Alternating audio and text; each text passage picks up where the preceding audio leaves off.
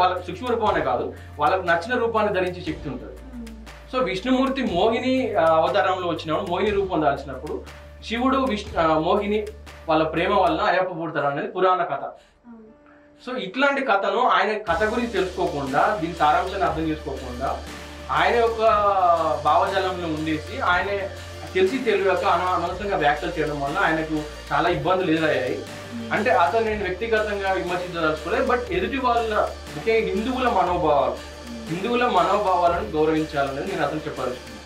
ఏంటంటే హిందువులు అనే వాళ్ళు ఏంటంటే వాళ్ళకు ఇప్పుడు రాముడు అనండి, కృష్ణుడు అనండి, పురాణ పురుషులు ఎవరైనా అనండి, వీళ్ళందరికీ మనకు ఒక రకమైనటువంటి ఒక రెస్పెక్ట్ అనే కాదు, ఒక అల్టిమేట్ డివోషన్ పర్సన్స్.